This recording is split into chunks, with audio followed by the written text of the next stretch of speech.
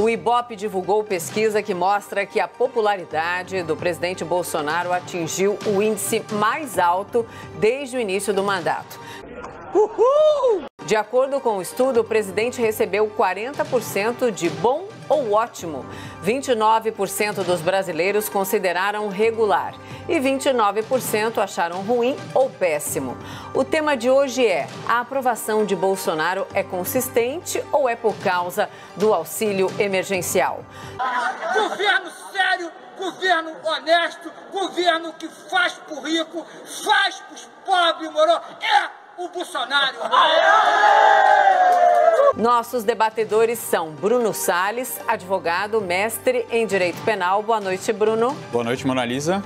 E Caio Coppola, bacharel em Direito e comentarista político. Boa noite, Caio. Lisa, boa noite, doutor Bruno. Boa noite, espectador da CNN. Quem começa hoje é você, Bruno. Suas primeiras considerações, por favor. Obrigado, Mona Lisa. Boa noite, Caio. Minhas amigas, meus amigos telespectadores, boa noite.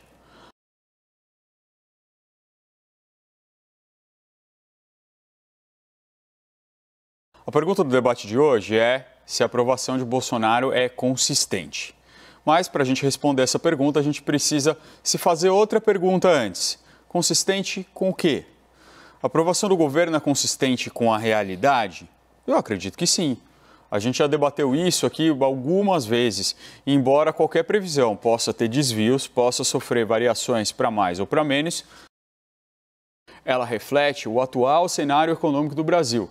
E como diria Gaudêncio Torquato, essa popularidade segue uma equação chamada BOBACOCA, ou seja, bolso, barriga, coração e cabeça, nessa ordem.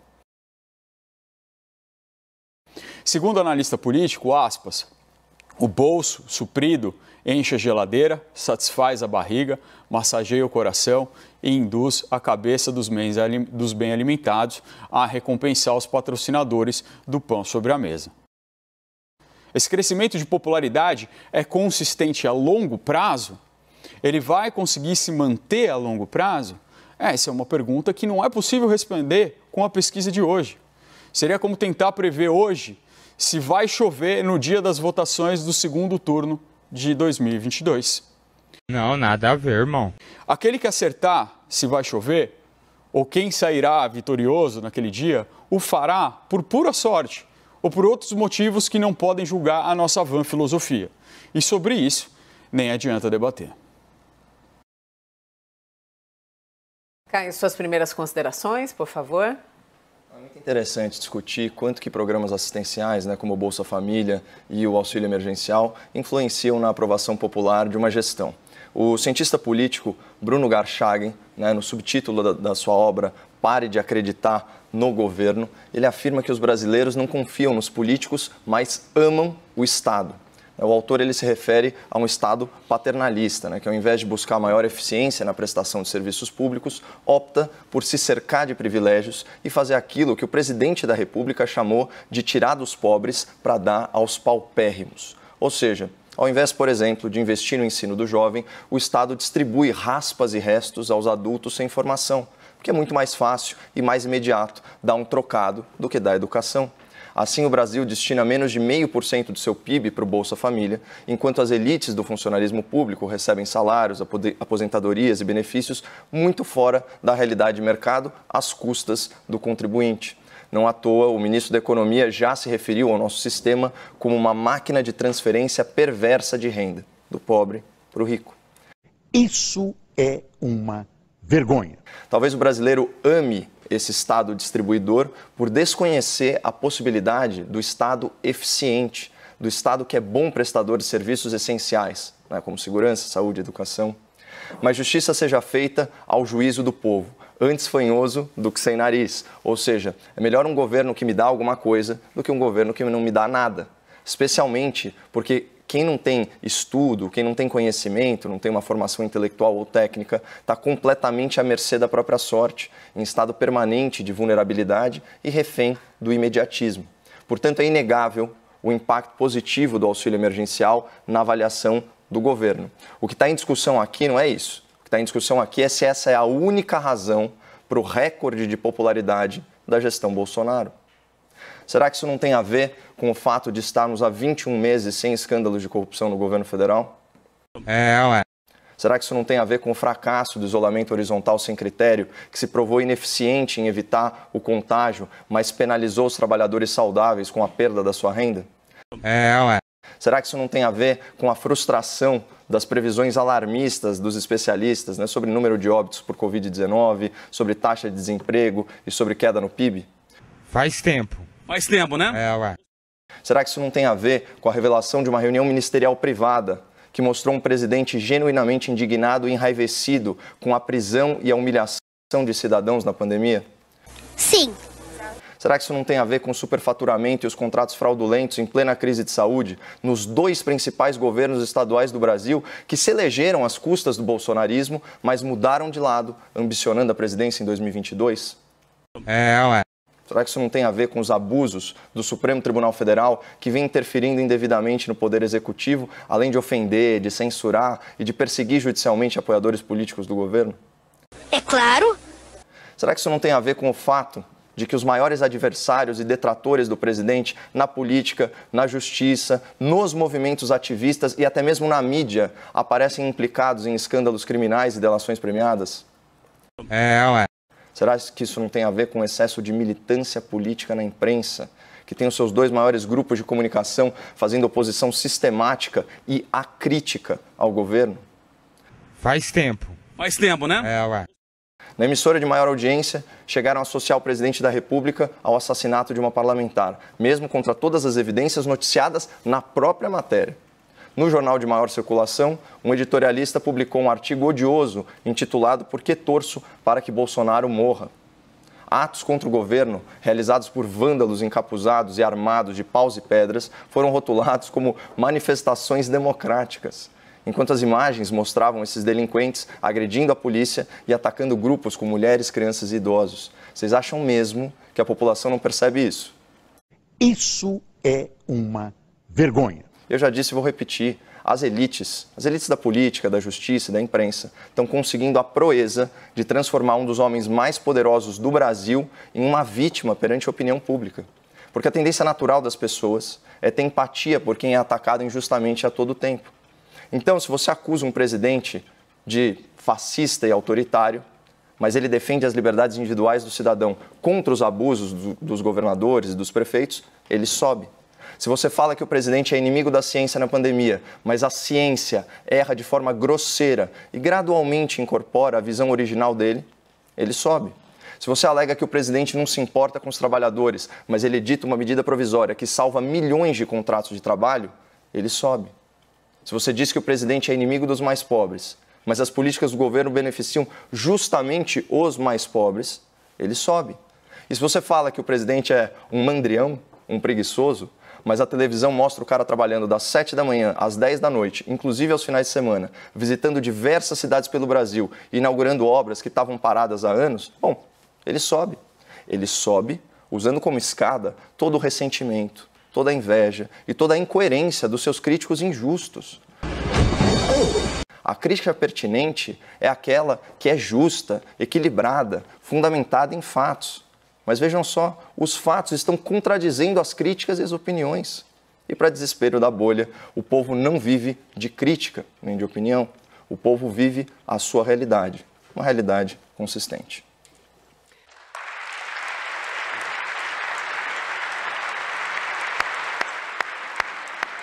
Vamos então ao debate. Bruno e Caio, por favor. Obrigado, Mona Lisa. Caio, eu tenho um raciocínio geralmente muito metódico, um pouco científico. Não, nada a ver, irmão. E nesse caso, o que a gente tem aqui? A gente tem vários fatores, várias causas e uma consequência. Qual que é a consequência? O aumento da popularidade do presidente. Vamos combinar hoje que a gente não tem divergência quanto a isso. Subiu a popularidade. Você acredita na pesquisa, eu acredito na pesquisa. Correto? Legal. Você trouxe uma tese de que o aumento dessa popularidade, ele não vem aliado somente à renda emergencial, a esse plano de transferência de renda emergencial, certo? Você enumerou mais alguns fatores, talvez eu tenha esquecido, mas os principais foram 21 meses sem corrupção, fracasso do isolamento horizontal, a reunião presidencial, que mostra um presidente como você descreveu, os supostos abusos do STF, a implicação dos maiores adversários em um esquema de corrupção e uma imprensa militante. Bom, talvez tenha alguns a mais, talvez tenha alguns a menos, mas esses foram que eu peguei aqui da sua fala.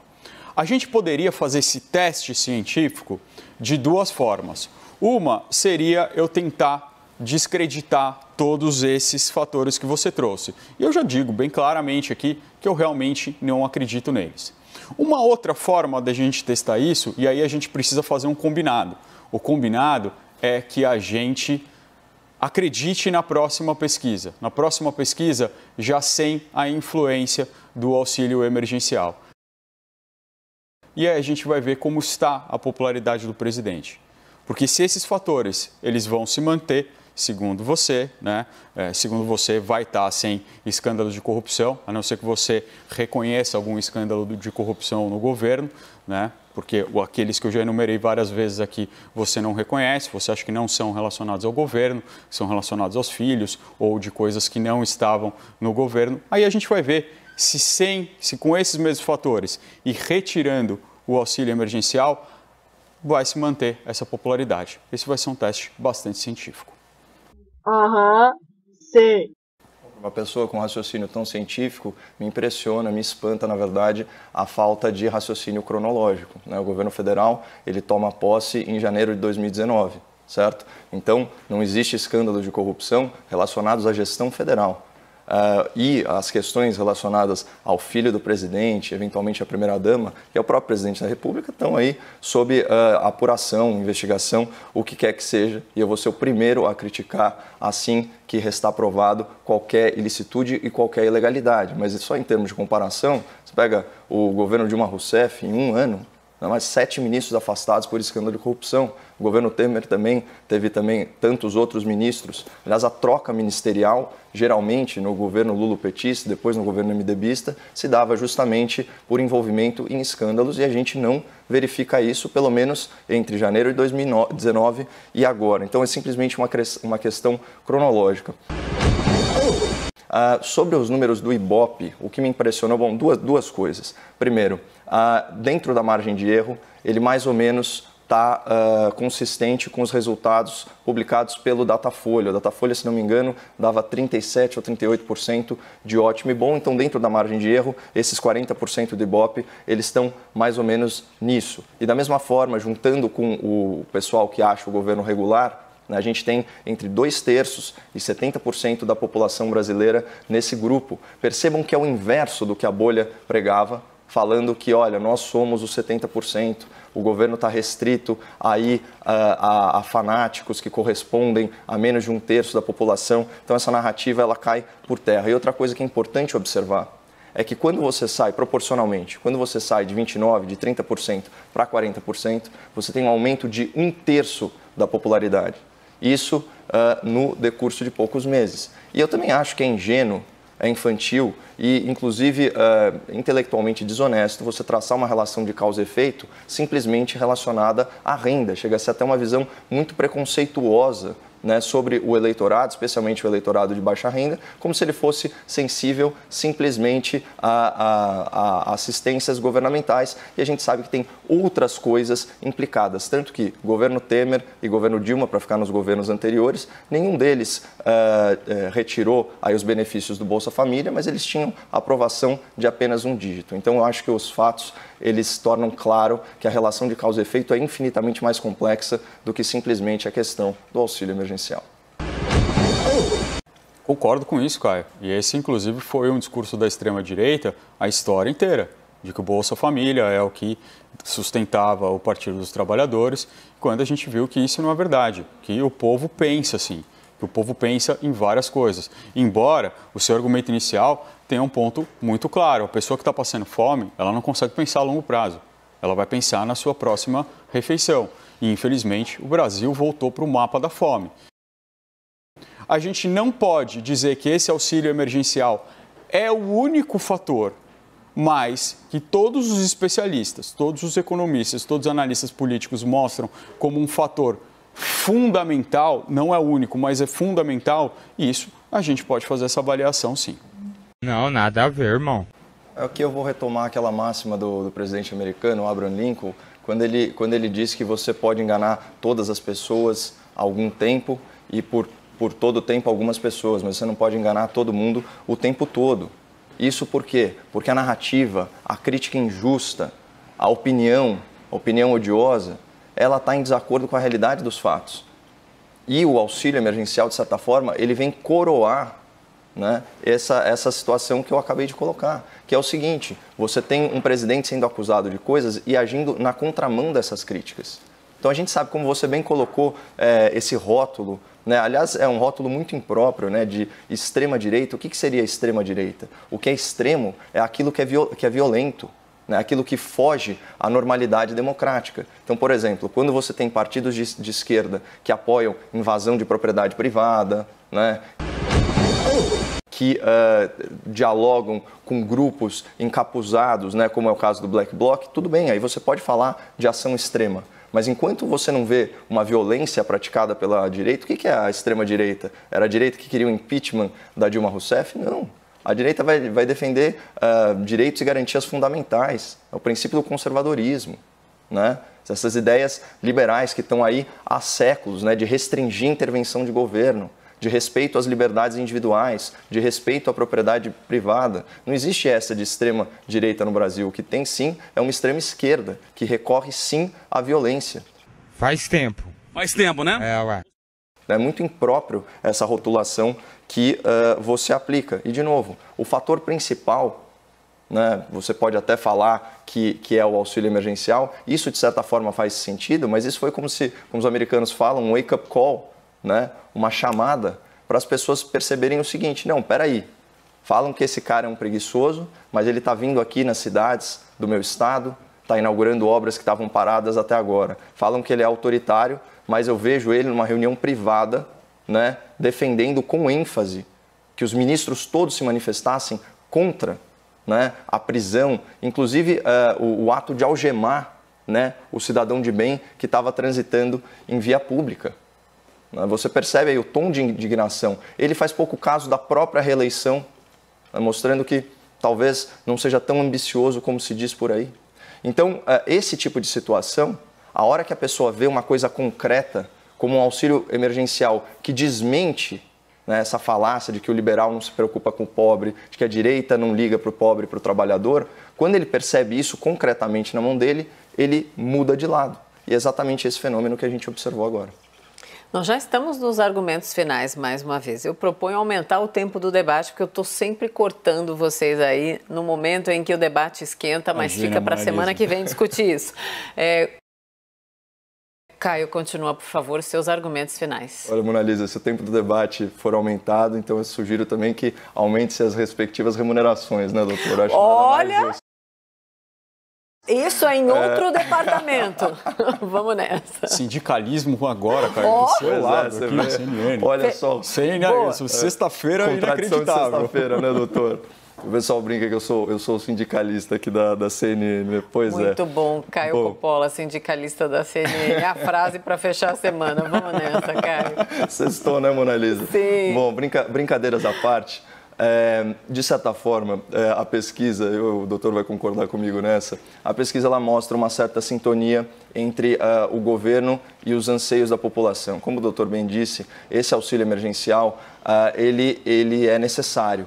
Né? A gente está por causa da paralisação econômica, né, decorrente das ações políticas motivadas aí pela pandemia, a gente teve uma vasta população aí alijada da vida econômica e isso de fato segurou o mercado interno, né, segurou um pouco a demanda, né, por produtos aí básicos, manteve a economia girando e a gente torce, né, para que a partir de agora esses contratos, essas MPs dos contratos de trabalho, que gradualmente a economia retome, né, para patamares antes estabelecidos, até porque eu já havia pontuado isso em 2019, né, foram 640 mil carteiras assinadas, né? Então um saldo positivo de 40 mil postos de trabalho. A gente teve 1,8% de crescimento no consumo das famílias e o investimento em capital privado foi de 2,2%. Então, apesar de um crescimento módico do PIB, né, de 1,1%, os números do setor privado foram muito bons e a gente estava aí com uma estrada promissora adiante. Infelizmente, adveio a pandemia. Mas o ponto é que também para o ano que vem, embora o Renda Brasil não conste, né, do projeto de lei orçamentária anual, pelo menos um aumento, um acréscimo de 20% do Bolsa Família já está no texto que o Executivo mandou para o Legislativo. Então agora resta ao Congresso Nacional fazer essa composição e ver, porque naturalmente os efeitos nocivos da pandemia e a retomada do emprego, isso daí é um processo lento e essa população mais vulnerável precisa estar assistida para evitar males maiores. Seus argumentos finais, Bruno, por favor. Obrigado, Mona Lisa.